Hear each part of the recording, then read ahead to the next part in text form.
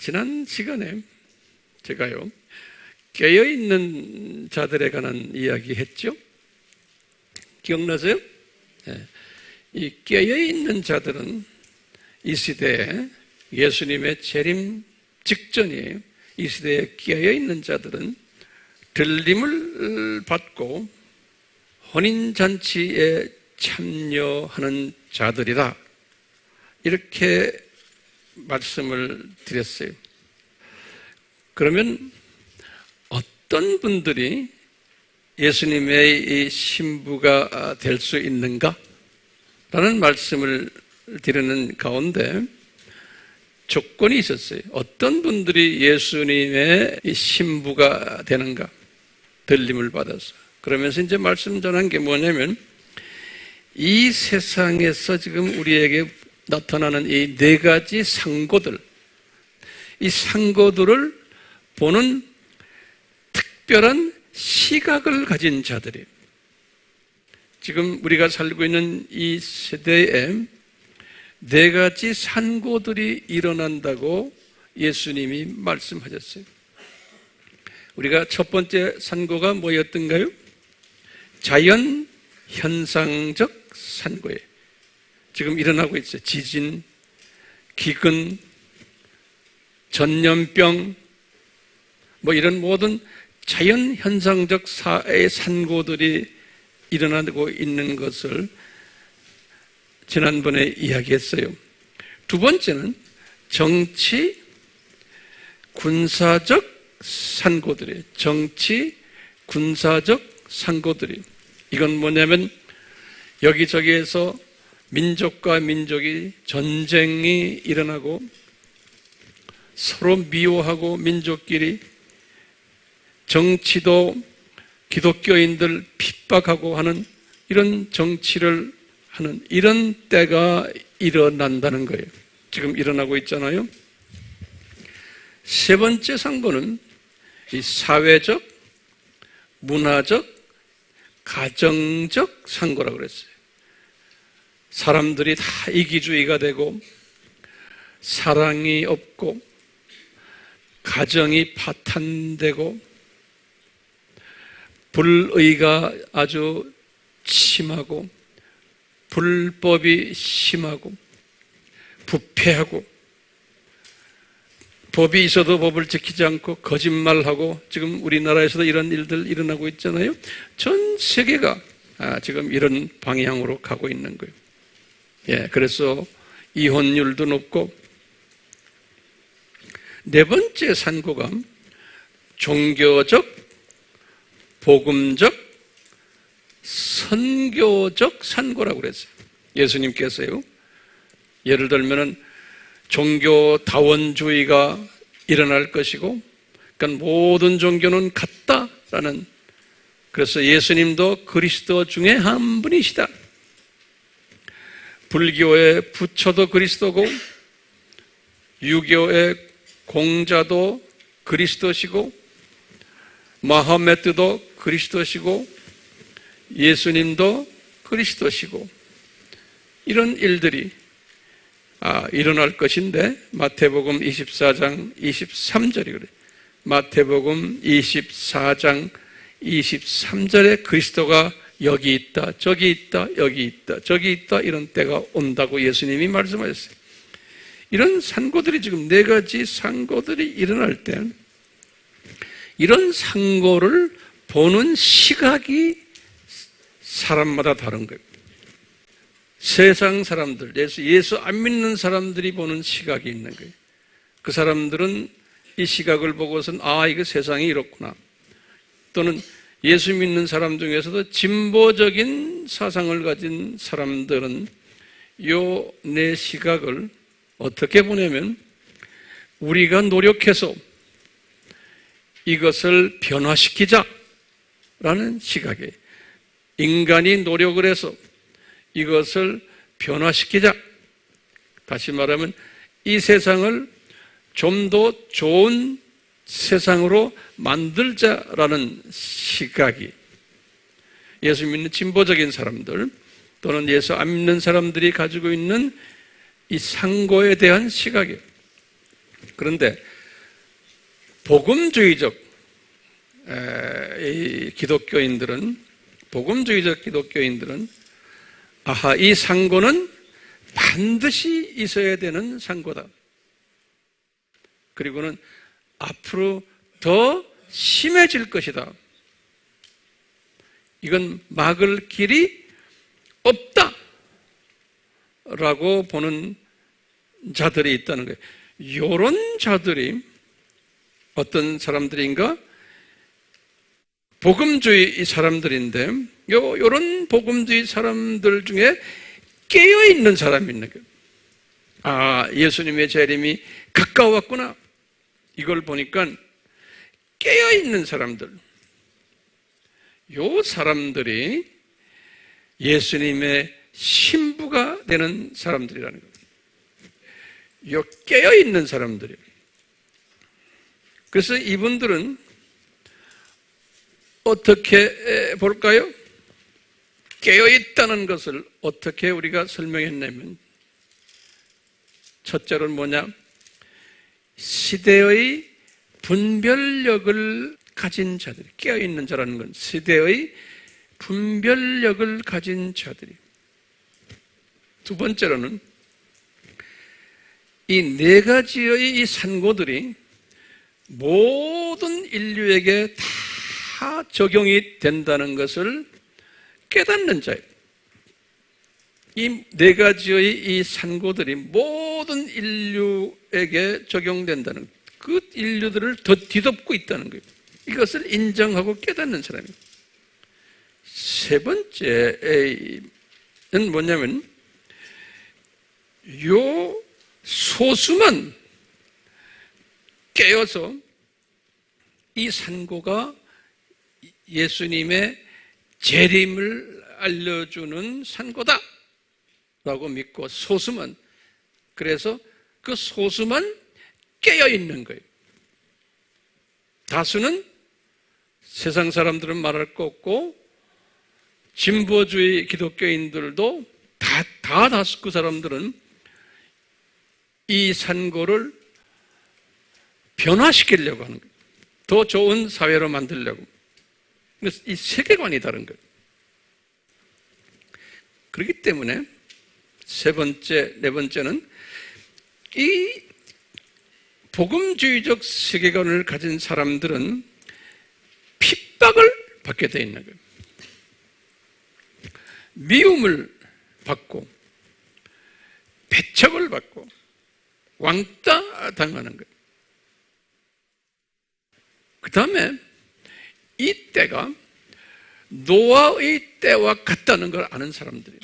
이 때가 노아의 때와 같다, 또는 소돔의 때와 같다라고 믿는 사람들. 그리고는 이것만 믿고 있는 게 아니고, 이제는 마지막 추수일에 열심을 내는 자들이, 마지막 추수일에. 자, 지난 시간에는 제가 이런 이야기를 했어요. 기억이 나세요? 대강 기억나시죠? 네. 자, 오늘은 이제 지난 시간에는 이런 사람들이 예수님의 신부 자격이 있는 사람들이에요. 이런 사람들이 예수님의 신부. 다시 말하면 이 세상의 산고들을 보는 복음주의적 시각을 가진 사람들이에요. 다시 말해요. 어떤 사람들? 이 세상의 산고들이 이렇게 있는데, 이 산고들을 소수지만 복음주의적으로 보는 시각을 가진 자들이에요. 이런 사람들이 신부 자격에 있는 사람들이라는 거예요. 제 말 정리됐어요? 예. 이 세상의 모든 잡다한 지금 문제들을 복음주의적으로 보는 거예요. 다시 말하면 예수님의 재림의 사인이구나. 그러니까 깨어 있어야지. 깨어만 있는 것이 아니고 뭐예요? 마지막 추수일에 내가 참여해야지.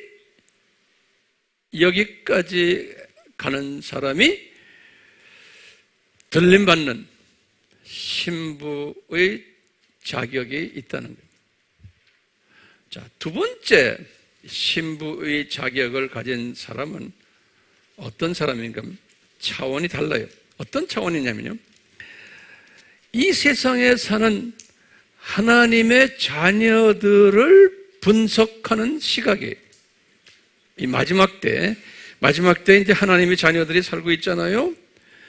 이 세상에 사는 하나님의 자녀들을 분석하는 것, 보는 시각이 어떤 시각을 가졌나에 따라서 내가 들림을 받겠구나, 못 받겠구나.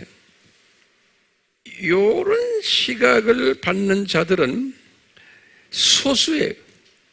이제 들림 받는 시각을 가지는 사람은 소수예요.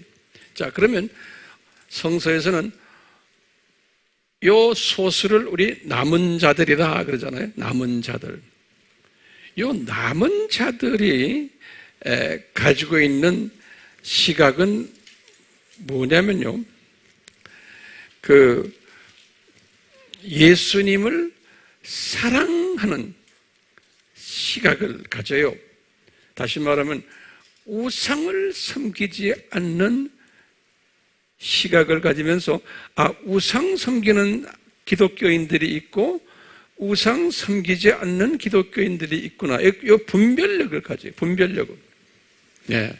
자, 그런 의미에서 이런 시각을 가지기 위해서 하나님이 이런 시각을 가지는 자로 만드셔야 되거든요.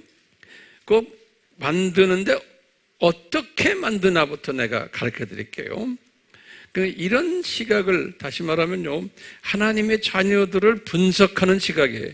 이 시대에 이 하나님의 자녀들을 분석하는 시각을 가지는데, 이런 시각을 가지는 자를 만들기 위해 첫 번째 조건이 교육을 시켜요.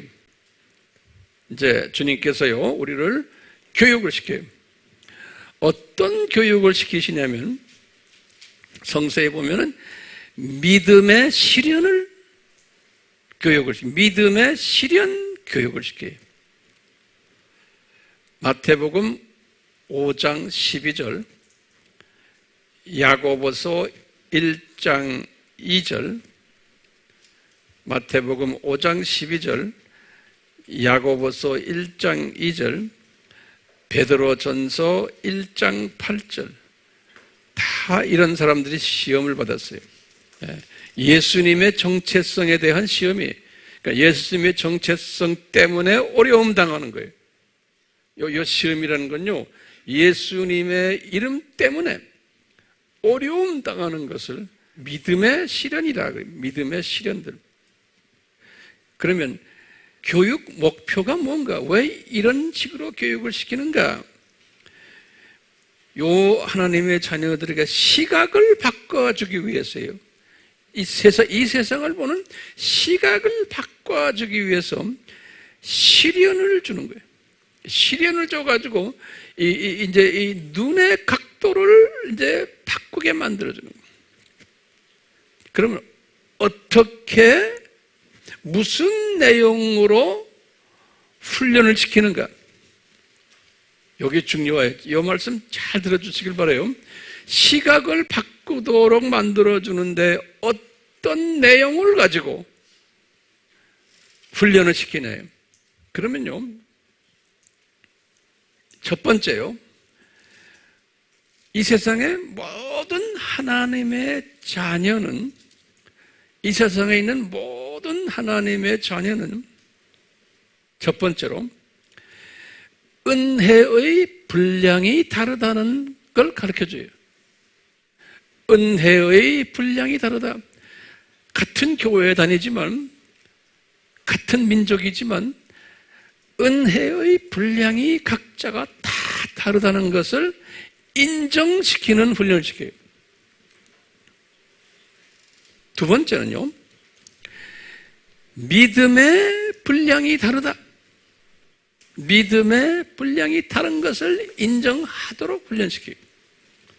세 번째는요, 은사의 분량이 다르다는 것을 가르쳐주는 거예요. 그래서 인정시키는 거예요. 네 번째는요, 이 세상에 사는 모든 하나님의 자녀들은 쓴뿌리를 다 가지고 있다. 아픔이 있다는 것이죠. 쓴 뿌리를 다 가지고 있다. 사탄의 성품들 다 가지고 있다. 이것을 인정시키는 거예요. 사람마다 정도가 다르지만 다섯 번째로 뭘 인정시키냐면 하나님의 자녀들 모두는 인격이 다르고 성품이 다르다는 것을 가르쳐 주는 거예요. 인정케 하는 거예요. 이것이 교육의 내용이에요. 바울이 이것을 깨닫고 로마서 12장에 3절에서 6절에 기록했어요. 바울이 이것을 깨닫고 로마 교인들에게 가르쳐 준 거예요. 로마서 12장 3절에서 6절이에요. 자, 그러면 이렇게 교육을 시키면 어떤 열매들이 나타날까? 이것도 바울이 깨달은 거예요. 로마서 12장 어떤 열매들이 나타날까? 로마서 12장 19절에서 21절이 우리 다 아는 이야기지만 제가 그냥 간단히 설명해 드릴게요. 어떤 열매들이 나타나는가? 뭐냐면요, 이 시각의 변화를 주는 열매들이에요. 시각의 변화를 주는 열매들이 이 훈련을 시키면요, 바울도 이것을 경험한 거예요. 로마서 12장 19절에서 21절인데요. 거기에 보면요, 이 변화가 세 가지로 나타나요. 변화가. 이 믿음의 실현을 해서 교육받는 사람은, 특히 들림 받기로 주님이 예정된 사람은 이 시각의 변화가 일어나요. 하나님의 자녀들을 보는 시각의 변화가 일어나요. 첫 번째는 인간관계에서의 시각 변화예요.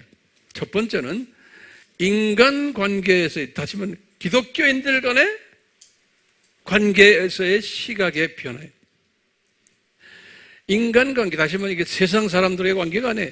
하나님의 자녀들 간의 관계에서 시각의 변화가 있는데, 어떤 시각의 변화가 있냐면요, 내 중심 인간관계에서 타인 중심 인간관계로 변하는 거예요.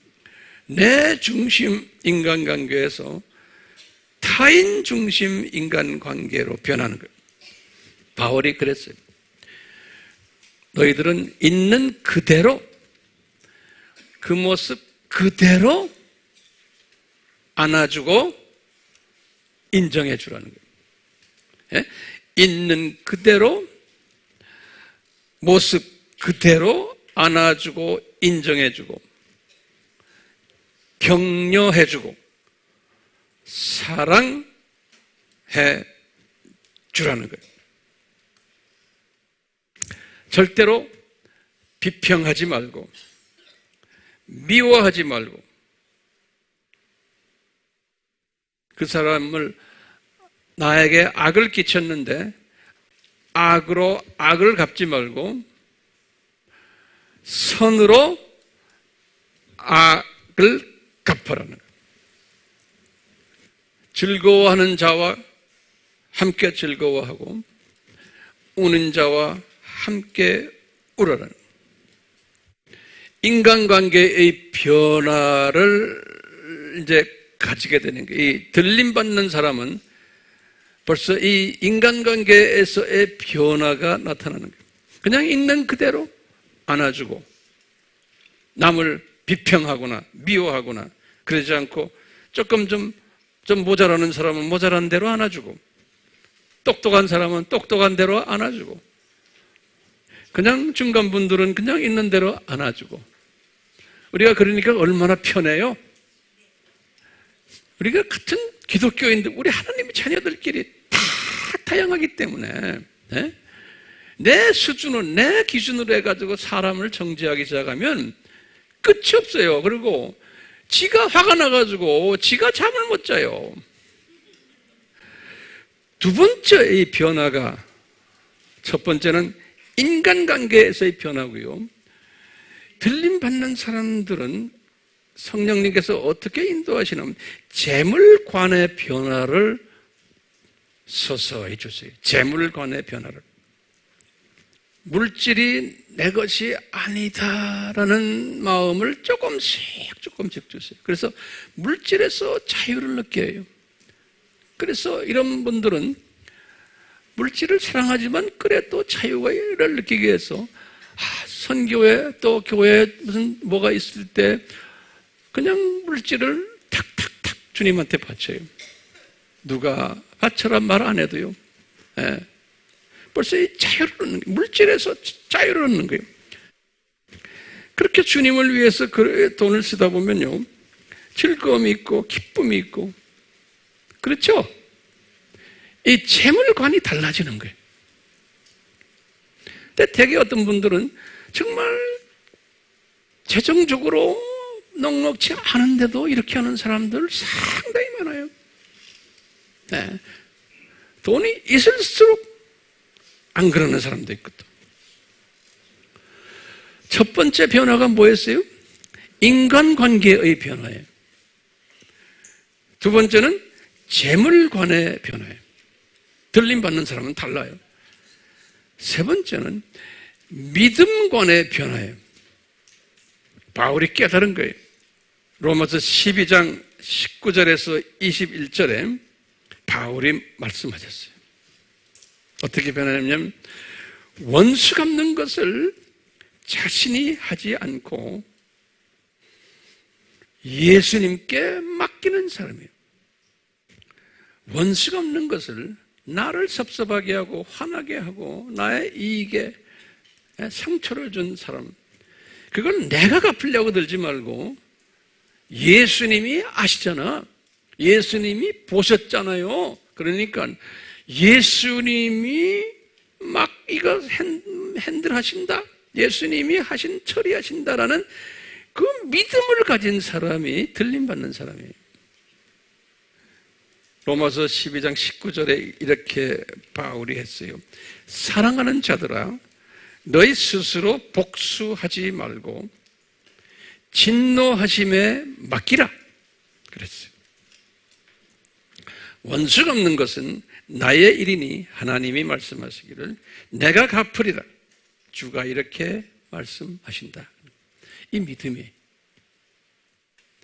같은 크리스천인데 이 믿음을 가진 사람은 소수인 거예요. 이런 믿음을 가진 건 왜 그래? 예수님이 지금 내 옆에 계시다라는 믿음이에요. 나와 동행하신다. 지금 이 사건을 예수님이 보고 계신다라는 믿음이에요. 이 보통 믿음이 아니에요. 같은 기독교인인데 하나님의 자녀라고 해서 다 이런 믿음 가지고 있질 않아요. 대부분은 안 갖고 있어요. 그런데 이 들림받는 사람은, 그렇기 때문에 20절, 21절에 그랬어요. 그러므로 내 원수가 줄이거든 더 먹여라. 그냥 용서만 해주는 게 아니고 고깃집에 가서 더 고기 사줘라 이게. 만일 그가 목마르거든 물 더 줘라. 그러면서 그 다음 말이 있어요. 이렇게 함으로 고깃집에 가서 먹여놨더니 예수님이 그러니까 내가 그 사람 머리 위에 고깃집 숯불을 올려놓겠다는 거예요. 이 믿음, 우리가 지금 세 가지 변화죠. 뭐예요? 인간관계의 변화, 재물의 변화, 그 다음에 믿음관의 변화예요. 재물관, 믿음관의 변화예요. 이런 사람들이 들림받는다는 거예요. 그러면서 로마서 12장 1절에 사도 바울이 이렇게 말했어요. 이런 사람의 삶의 모습이 영적 예배를 드리는 모습이라는 거예요. 영적 예배를 드리는 것이 이런 삶의 모습이라는, 이런 변화를 가진 사람. 우리가 영적 예배라 그러면 그냥 성령 충만해서 할렐루야 아멘 이런 것도 영적 예배 중에 하나지만, 이런 사람이 되기 위해서 영적 예배를 드리는 거, 그거는 시작이에요. 우리가 박수치고 할렐루야하고 기도하고 뭐하고 하는 모든 것은 이런 영적 예배자가 되기 위한, 사람이 변하게 되기 위한 하나의 준비 단계지. 근데 아무리 예배를 드렸는데 사람이 변하지 않으면 이거는 예배 드린 것이 아니라는 거예요. 바울이 깨달은 거예요. 바울이 깨달은 거예요. 예. 그래서 영적 예배를 드리는 것이고, 그 다음에 12장 2절에는 뭐냐면 우리 몸을 거룩한 산제물로 드리는 거라는 거예요. 산제물로. 이 산제물이라는 말은 살아있는 동물을 죽이는 거예요. 이 말은 이렇게 하는 것이, 내가 내 자존심을 죽여야 되고 내 모든 물질도 죽여야 되고 나의 모든 인격도 내가 죽여야 돼. 아픔이 있어요. 아픔이 있어요. 산제사예요. 이 산제사를 드리는 거예요. 이런 사람이 뭐가 된다고요? 들림받는 사람이라는 거예요. 예수님의 신부가 되는. 그러면요, 2절에 그랬어요. 이런 사람이 되면 어떻게 되느냐? 마음이 새롭게 된다는 거예요. 다시 말하면 이 시각이 변한다는 거예요. 시각이. 주변에 하나님의 자녀들을 보는 시각이 변하는 거예요. 어떻게 변하는 거냐? 아하, 저 사람이 지금 저런 형태, 저런 모습의 사람이구나. 저렇게 사람이 화도 잘 내고 거짓말도 하고, 이 사람 내가 보면 믿었는데 내 마음을 아프게 하는구나. 그럴 때 그 사람을 어떤 시각으로 보냐면, 아하, 하나님의 은혜의 분량이 나하고 다르구나. 이렇게 보는 거예요. 또 아하, 저 사람이 믿음의 분량이 다르구나. 저 사람이 은사의 분량이 다르구나. 저 사람이 쓴뿌리의 분량이 다르구나. 쓴뿌리. 인격과 저 사람의 성품이 아직 좀 모자라는구나. 이렇게 복은 있는 그대로 안아주는 거예요. 그냥 있는 그대로 안아주는 거예요. 그게 들림받는 사람이에요. 그거를 저 사람 왜 저래? 나한테 거짓말했어. 저 사람 나를 속였어. 나에게 해를 끼쳐서 내 마음 아프고 이러면서 같이 막 싸움하면 안 되는 거예요. 그러면 들림 못 받아요. 뭐가 다르구나? 처음에 무슨 분량이 다르는구나? 은혜의 분량이 다르구나. 은혜의 분량이 다르구나. 또 뭐예요? 믿음의 분량이 다르구나. 또 은사의 분량이 다르구나. 또요, 쓴뿌리의 분량이 다르구나. 또요, 인격과 성품의 분량이 다르구나. 그래서 이 분량이라는 단어를 바울이 써요. 영어로는 the measure of faith, 이렇게 써요. 이렇게 말해요. measure라는 게. 이 분량이란 말이에요. 이렇게 딱 하면요, 갑자기 세상을 보는, 사람을 보는 시각이 달라지는 거예요. 사람을 보는 시각이. 제가 목회를 이렇게 하면서요, 또 선교를 하면서 깨달은 게 있어요. 제가 지금 여기 여러분들한테 지금 전하는 이 말씀이 제가 깨달은 것들이에요. 그러면서 말씀 속에서 이것을 확신을 받는 거예요. 목회를 하면서 선교를 하면서 내 삶의 아주 중요한 그 시대를 40대, 50대, 60대, 근 70대 지금 그러니까 한 40년 가까이 이걸 하면서 별난 사람들을 다 이제 접촉하고 만나며 또 사역도 같이 하며 교회 생활도 같이 하면서 느끼는 게, 사람마다 다 다르구나 하는 걸 느꼈어요. 예? 뭐가 달라요? 은혜의 분량이 다르고, 믿음의 분량이 다르고, 은사의 분량이 다르고, 쓴 뿌리의 분량이 다르고, 다 성품이 다 다르구나. 이걸 느끼게 됐어요.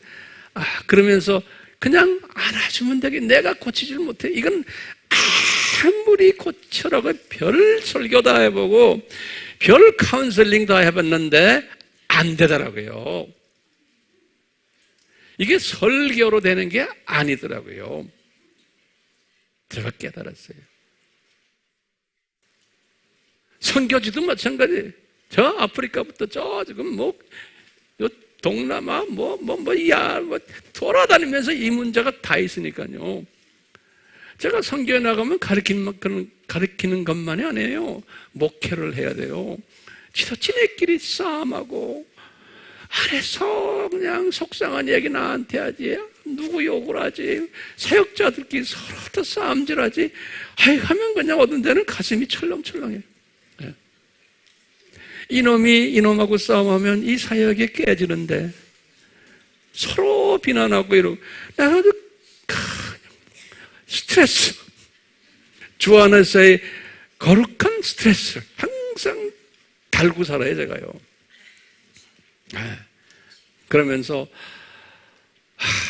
이게 하다 보면요, 아주 소수의 괜찮은 사람이 있어요, 항상. 네. 이 소수의 민족, 다 어느 민족에 나가면 거기에 이런 거를 다 이렇게 안아주는, 소화하는, 지금 여기 말한 이런 부분에 산 제사를 드리는, 영적 제사를 드리는 아주 괜찮은 사람들이 꼭 있어요. 근데 그게 소수예요. 그런데 그런 사람들이 존재하기 때문에 제가 부족하지만 지금 이 선교 사역을, 또 우리 교회도 마찬가지, 이 교회의 목회 사역을 제가 하는 거예요.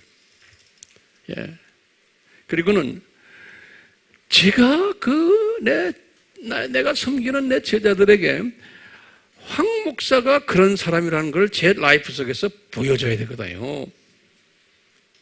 이거는 보여줘야 되는 거예요. 그러니까요, 어떤 상황에 처하더라도 모든 사람을 다 안아주는, 그러면 이 사람들이 깜짝깜짝, 내 편 들어가지고 우리 편만 들어서 저 사람들 다 그냥 엿먹일 줄 알았는데 다 이렇게 안아주는 이런 것을 보고는 얘들도 깜짝깜짝 놀라는 거예요. 나도 해놓고 놀라는 거예요. 그래서 지도자는 모든 사람을 안아주는, 왜 어떤 측면에서 안아줘야 돼? 지도자는 큰 그릇이에요. 뭘 안아줘야 돼? 내가 섬기는, 나를 따르는 이 주님의 백성들이 뭐가 다르구나? 은혜의 분량이 다른 사람들이구나. 각자가 믿음의 분량이 다르구나. 또 은사의 분량이 다르구나. 은사란 걸 알죠? 어떤 사람은 이거 잘하고 저거 잘하고 다 재주가 다 다른 거예요. 또 쓴뿌리들은 다 있구나. 성격과 성품이 다 다르구나. 이 다른 것을 지도자는요, 그냥 안아주고 잘 조화를 시켜주는 사람이에요. 지도자는요, 이것을 잘 조화, 교통정리. 지도자는요, 그럴수록 지도자는 그릇이 커지는 거예요. 그러니까 그 지도자 가슴 속에 들어와서 안기고 싶어 하는 거예요. 지도자가 안 그러면, 지도자 가까이 가면 가시가 많아가지고 가까이 가려고 오질 않는다고요. 가시 있으면 턱턱 쏘니까요. 그러니까 편해야 돼요. 자, 예수님의 신부가 되려면은 두 두 가지 부분에서의 시각의 변화가 있어야 된다고 제가 지금 말씀드려요. 첫째는 뭐예요?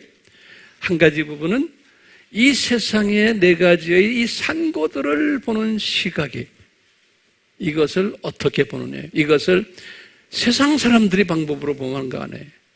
이것은 진보주의 사람들이 보는 시각으로 보면 안 되는 거예요. 이 사람들은 뭐예요? 우리가 노력을 해서 이 세상을 더 살기 좋은 이 문제들을 해결하자라는 시각으로 보면 피곤하고, 그것은 하나님의 뜻이 아닌 거예요. 하나님의 뜻은 반드시 이 아픔이 오게 돼 있다고 예수님이 말씀하셨잖아요. 그것을 보고 우리는 뭐 해야 돼? 아하, 예수님이 재림이 가까웠구나. 나는 뭐 해야 되지 그럼? 추수일에 내가 전력을 다해야지. 이런 사람은 이제 예수님의 신부가 되는데, 이런 걸 다 가지고도요, 한마디로 정리하면은 예수님의 신부가 되려면, 여기 이제 마지막 결론이에요. 하나로 정리하면 남편 되는 예수님을 사랑해야 돼요. 그렇죠? 예. 이런 두 가지의 시각을 가져도 자기만 사랑하고 자기주의고 예수님을 사랑하지 않으면 예수님의 신부가 될 수 없어요. 그러면요, 도대체 황 목사님, 예수님을 사랑한다는 말이 뭡니까? 이게 이제 우리가 반드시 짚고 넘어가야 되는 거예요. 이게 수직계명 아닙니까? 수직계명이죠. 예수님을 사랑한다는 말이 구체적으로 뭡니까? 그러면 우상을 섬기지 않는 거예요. 우상을 섬기지 않는 거다. 딱 성경에 보면 그래요. 그게 예수님 외에 다른 것을 섬기는 것을 우상이라고 하는 거예요. 자, 그러면 이제 구약에서도 이 유대인들이, 하나님의 자녀들이 우상을 섬겼기 때문에 아수르 바벨론 침략을 받은 거예요. 훈련시키는 거예요. 그래서 예수님께서는 첫째 되고 가장 큰 계명이 이 계명이라는 거예요. 그러니까 예수님만 사랑하는데, 그 말은 다시 말하면 우상을 섬기지 않는 거예요. 자, 그러면 도대체 황 목사님, 우상이라는 게 뭡니까? 우상이라는 게 뭡니까? 나는 절간에 가서 절하는 것도 아니고 뭐 어디 가서 뭐 그런 것도 하는 거 없는데. 그러니까 우상의 정의를 제가 내려드릴게요. 준비됐어요? 우상의 정의는 예수님 외에 어떤 사물이나 대상을 더 의지하고, 예수님 외에 어떤 사물이나 대상을 더 의지하고, 또 더 좋아하고, 또 더 믿고, 그래서 그 결과로 내가 마음의 평강을 가지며 내 마음의 만족을 누리며 행복을 누리며 즐거워하며 보람을 느끼는 행위, 이것을 우상 섬긴다 그랬어요. 내가 다시 말해요. 예수님 외에 어떤 사물이나 대상을 예수님보다 더 의지하고 더 좋아하고 믿으며 그것으로 인해서 마음의 평강을 가지고 만족을 가지고 행복을 가지고 보람을 가지는 행위. 그러니까 이게 굉장히 어려운 거예요. 무지하게 어려운 게 이 가르침이에요. 여기에서 우리가요 벗어날 길이 없어요. 저도 마찬가지예요. 그래서 이제요 구체적으로 거기다 적으세요. 그럼 우상이 우리 삶 속에서 뭐냐 도대체? 지금 이 전문가들이 이야기를 해요. 뭐냐? 제일 재물이에요. 우리 돈을 많이 갖고 있고 그 재물을 계속 쌓고 있으면 마음의 평강이 있고 행복한 거예요. 만족하고. 그 다음에 권력이, 명예, 그다음 바울은 또 욕심이라 그랬어요. 에베소서 5장 5절에 또는 골로새서 3장 5절에, 에베소서 5장 5절, 3장 5절에 욕심이라고 그랬어요. 이 욕심이란 건요, 탐욕이죠. 탐욕이란 건 뭐냐면 지금 내가 하나님이 주신 것에 만족하지 못하고 감사하지 못하고 더 달라고 자꾸 떼쓰는 거예요. 그러니까 현재 갖고 있는 주님이 주신 것에 만족을 못하는 사람, 이것을 우상이라고 합니다. 우상. 바울 신학은요. 그러니까 항상 더 달라고 떼를 쓰면서 새벽 기도하는 사람들 있죠? 그게 우상 찾아다니는 거예요. 더 달라고. 예. 그러니까 평강이 없는 거예요. 예수님을 섬기지만 항상 얼굴에 인상 팍 써 있고 욕심이 꽉 차 있고 더 가지려고, 모든 것도 더 주려고, 더 가지려고 하는. 심지어는 예수님이 이렇게 한 거예요. 누가복음 14장 26절에 이제 제자는 이 우상 섬기면 안 되잖아요. 예수님의 제자는 같은 기독교인이지만 특수 계급들이에요. 이 사람들에게 하시는 말씀이 이거예요. 얘들아, 네 부모가 우상이다. 너한테는 네 자녀들이다. 우상이다. 네 형제 자매들이다. 심지어는 너 자신까지도 우상이다는 거예요. 그러니까 네가 나 외에 그런 네 자신까지도 살아가면 너는 내 제자가 되지 못한다는 거예요. 이거 엄청난 어려움이에요. 다시 말하면 나를 제일 먼저 사랑한다. 그 말은 모든 것은 예수님께만 의지하는 거예요. 모든 일들은 예수님이 전적으로 할 수 있다고 믿고 그분한테 다 의지하는 거예요. 보이는 것에 의지하지 않고.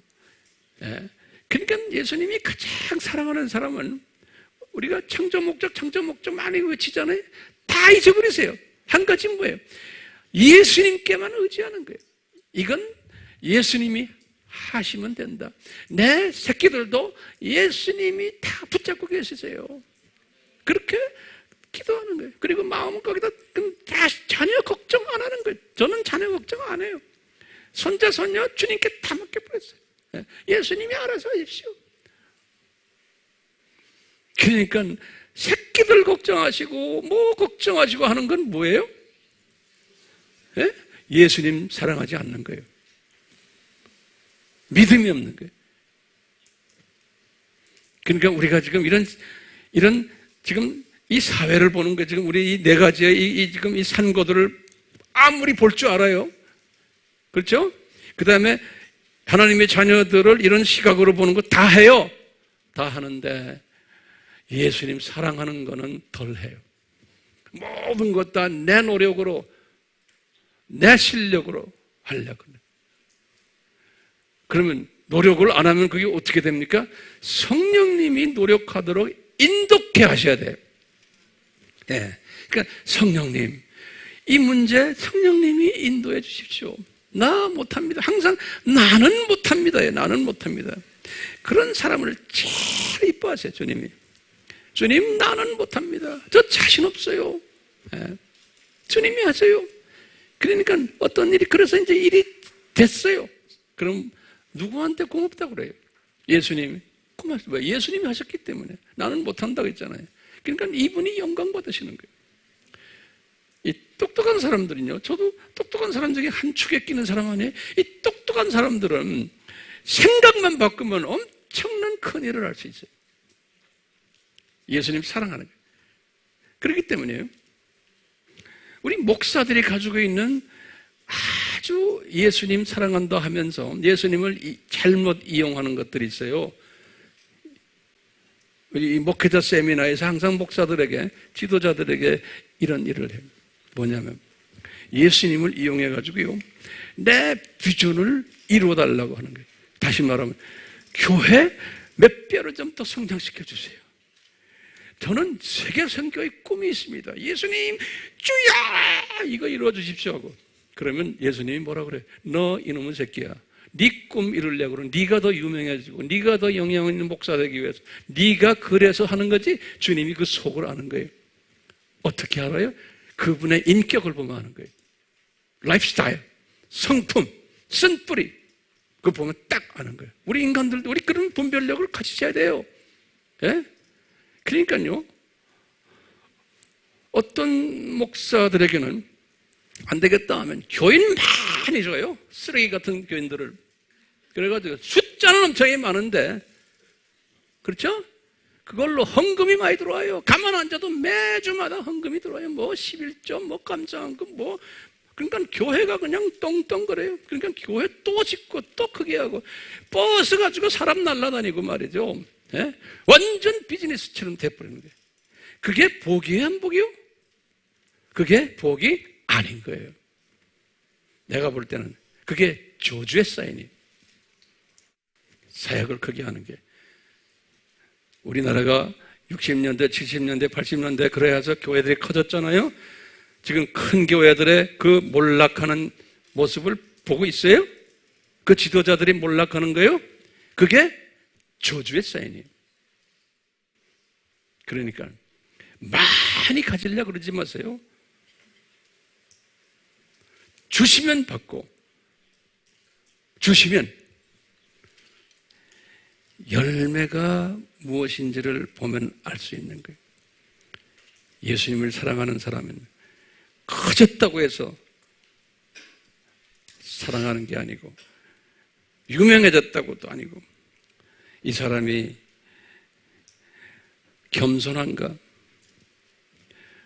경쟁심이 있는가? 다툼이 있는가? 분리의 영이 있는가?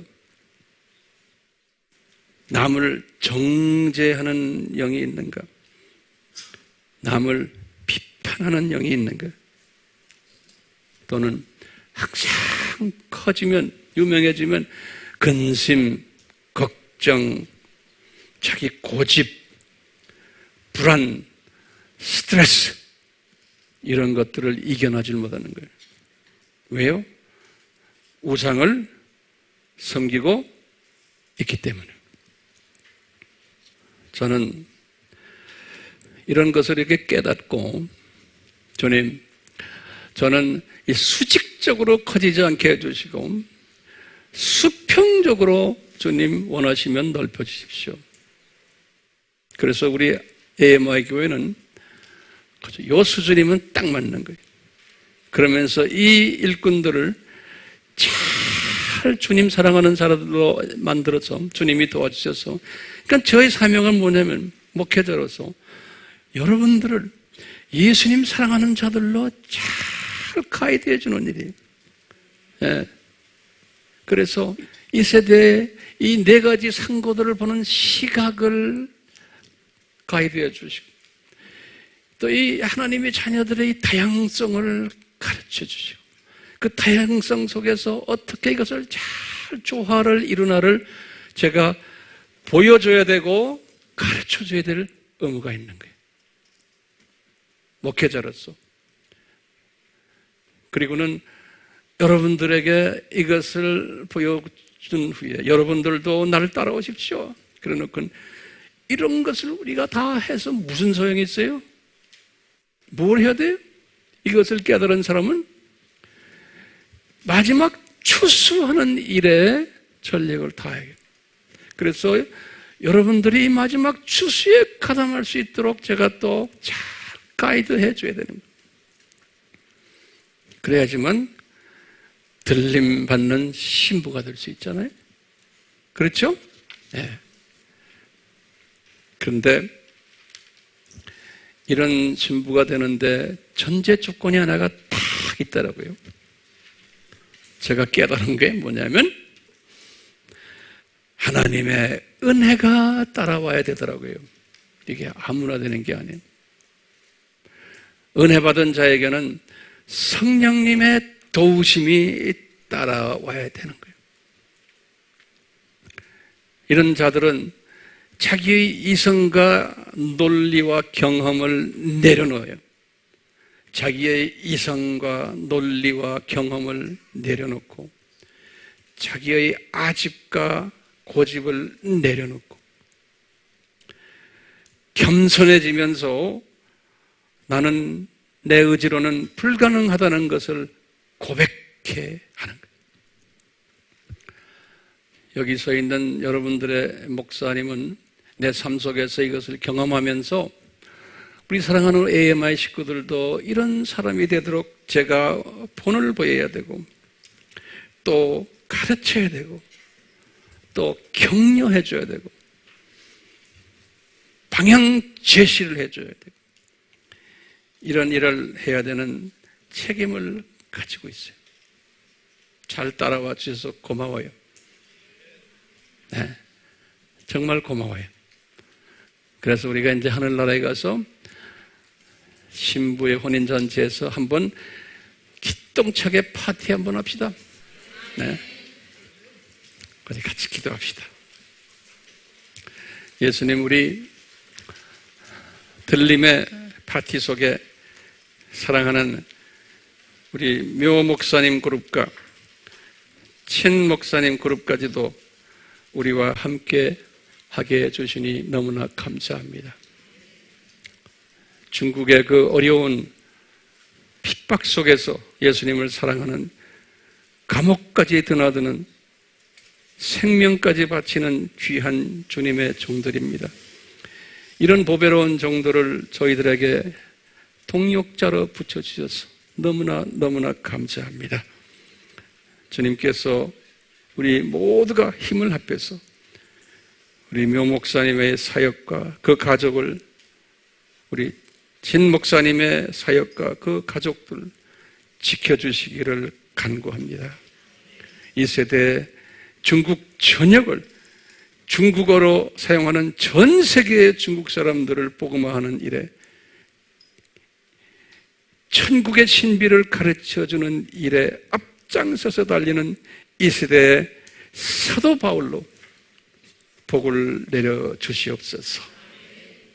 예수님의 이름으로 기도드리옵나이다. 아멘. 지금 이 시간은 예수 그리스도의 무한하신 은혜와 하나님 아버지의 극진하신 사랑하심과 성령님의 감화감동, 순종케 하심이 우리에게 항상 있기를 축원하옵나이다. 아멘.